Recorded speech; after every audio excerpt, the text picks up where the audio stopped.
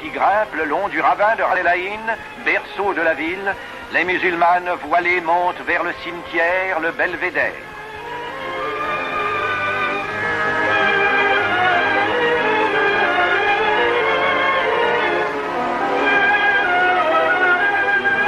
Au fond du ravin, le lavoir, dont l'eau n'est pas salée.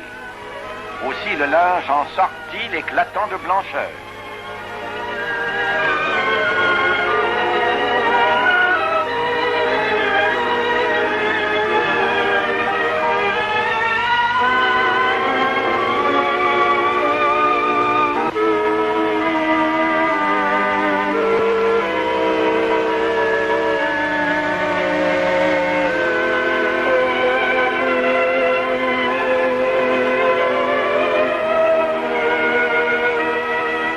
Le village et le bois des planteurs, dans la merveilleuse odeur de résine des pins maritimes, la route grimpe jusqu'au plateau qui couronne le Mourjadjo. Une vue incomparable s'étend sur Merz el-Kébir d'un côté, sur le port d'Oran de l'autre. À l'ascension, la coutume bagnole anime les pèlerins qui, pieds nus, le vœu en a été fait, monte par les sentiers pénibles, rocailleux, brûlés par le soleil.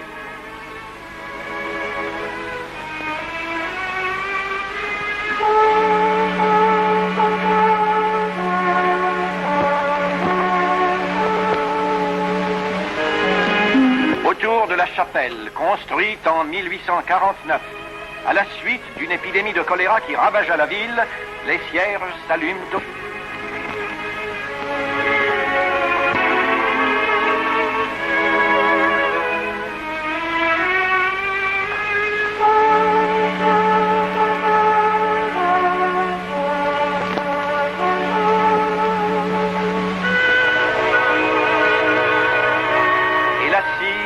recouvre les rochers d'une lave transparente qui durcit en blanchissant. Au bas de la colline, le quartier de la Marine conduit au port.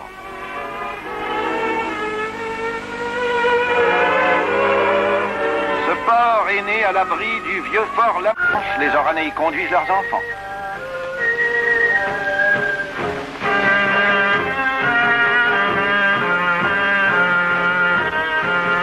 Puissant du Ros Alcázar plonge dans les massifs de fleurs. De belles avenues bordées d'immeubles neufs. Les automobilistes oranais peuvent être myopes sans danger.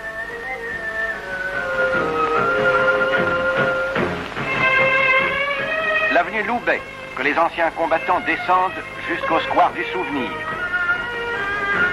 L'avenue Gallieni, qu'empruntent les élèves du lycée. Le boulevard Clémenceau, où autrefois jeunes gens et jeunes filles chaque soir faisaient les 100 pas. Et la rue d'Arzeux, aujourd'hui rue du Général Leclerc, plus étroite, mais plus longue et plus moderne.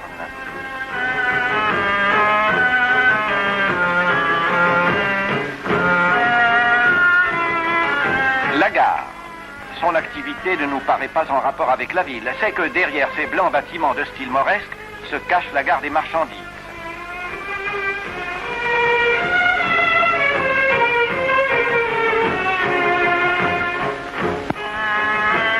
Oran, nous l'avons dit, est un homme d'affaires. Ce sont les marchandises qui comptent. Et les banques prennent de grands airs, élégantes ou majestueuses. La place de la Bastille, dont les arbres des ficus regorgent de moineaux, fait face à la poste.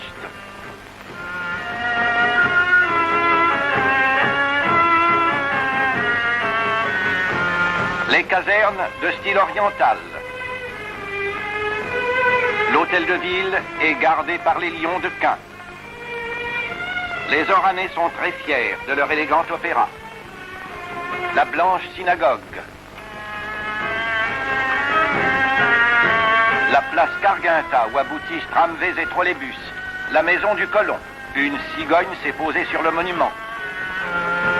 La cathédrale du Sacré-Cœur. Les Oranais ont essayé tous les romano-byzantins au Mauresque.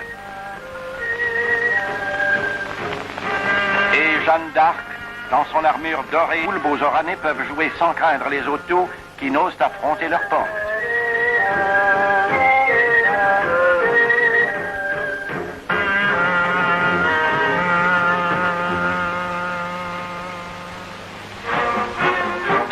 Dans le quartier israélite, les boutiques envahissent la chaussée de la rue d'Austerlitz. Ici, les marchandages sont dignes de la commedia dell'arte.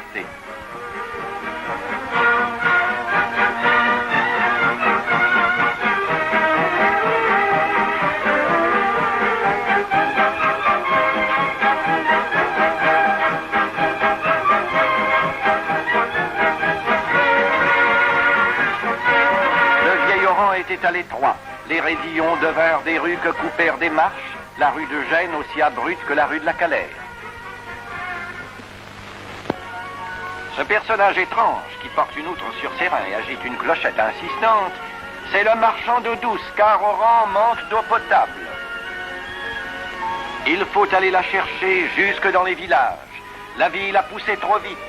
5000 habitants à l'arrivée des Français, 30 000 en 1860, 100 000 vers 1914.